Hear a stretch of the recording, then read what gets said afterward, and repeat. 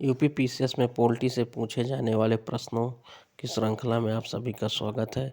GS में polity पूछी जाती है तो उसके प्रश्नों के बारे में हम यहाँ पर पढ़ेंगे। तो भारतीय राजतंत्र और शासन, संविधान, राजनीतिक प्रणाली, पंचायती राज, लोकनीति, अधिकार संबंधी मुद्दे। इसमें से हम सबसे पहले लेसन चर्चा करेंगे कि भारतीय संविधान की ऐतिहासिक पृष्ठभूमि क्या रही और इससे बनने वाले प्रश्न। तो पहला प्रश्न यहाँ से स्टार्ट होता है, संविधान सभा का तात्पर्य क्या है।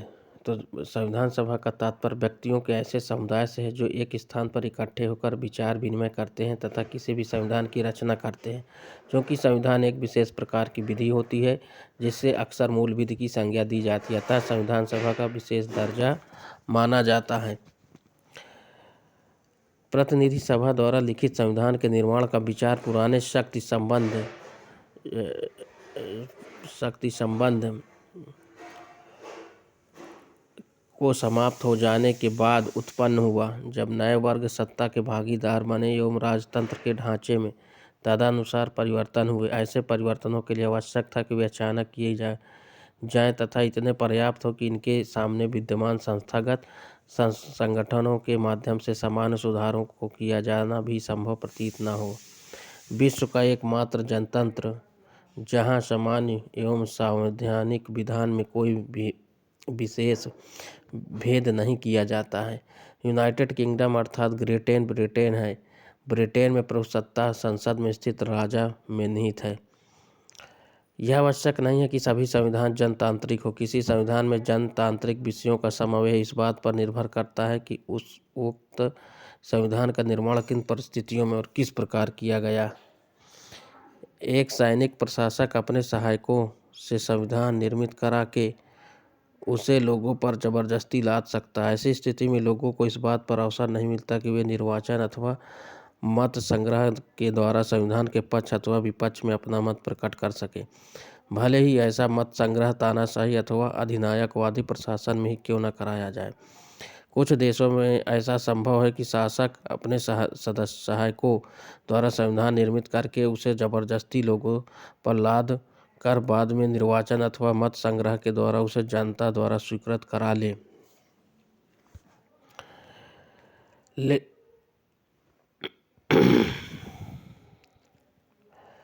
लेकिन यह भी आवश्यक है कि संविधान सभाओं द्वारा निर्मित सभी संविधान जनतांत्रिक हो, क्योंकि यह सी है कि कुछ गिने चुने लोग अथवा कुलीन वर्ग के लोग मिलकर एक संविधान सभा का गठन कर लें। इसलिए यह जानने के लिए किसी संविधान में जनतांत्रिक तत्व है या नहीं, यह जानना आवश्यक है जिस संविधान सभा ने उनका निर्माण किया उसका सम्मेलन किन ऐतिहासिक परिस्थितियों में हुआ, उसके सदस्यों का प्रातिनिधिक रूप क्या है, उसके निर्माण में क्या प्रक्रिया अपनाई गई है और के कार्यों को कितना जन समर्थन प्राप्त। इस दृष्टि से देखा जाए तो ऐसा संविधान भी जनतांत्रिक हो सकता है जिनका निर्माण संविधान सभा द्वारा न हुआ हो, बशर्ते कि जिस व्यक्ति अथवा संस्था ने उसका निर्माण किया हो उसे जन समर्थन प्राप्त हो और उसे जनहित को ध्यान में रखकर ऐसा किया हो। ऐतिहासिक दृष्टि से संविधान सभा का विचार उन उदारवादी जनतांत्रिक क्रांतियों से जुड़ा रहा है जो 2 शताब्दियों से अधिक समय तक चलती रहीं। यदा कदा संविधान सभा को प्रभुत्व संपन्न निकाय के रूप में स्वीकार किया गया है। सॉवरजिन बॉडी अपने क्रियाकलापों के लिए केवल जनता को स्वीकृति पर ही निर्भर रहती है, फिर भी संविधान सभाएं वास्तविक रूप में प्रभुत्व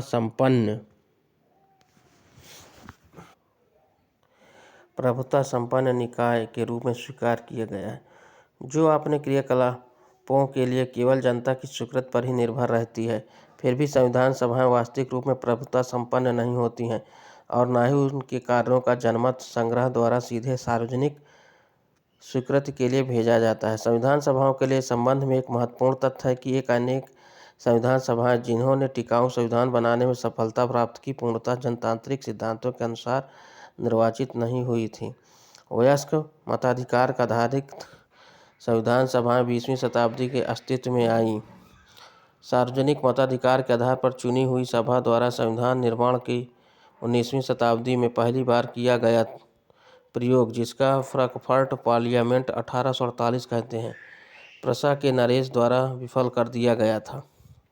इसी संदर्भ में संविधान सभा के सैद्धांतिक निष्ठा का प्रश्न सामने आता है। 1913 में चार्ल्स ए बेयर्ड ने पहली बार इस अमेरिकी मिथक का भंडाफोड़ किया कि अमेरिका का संविधान कतिपय सीधे शानदार लोगों द्वारा बनाया गया था। फिलाडेल्फिया संविधान सभा में सम्मिलित प्रत्येक प्रतिनिधि के आर्थिक पृष्ठभूमि का तत्कालिक आर्थिक परिस्थिति के संदर्भ में अध्ययन करके बेयर्ड ने यह सिद्ध किया कि अमेरिका के संघीय विधान पर बड़े संपत्तिधारी हितों का प्रभुत्व था।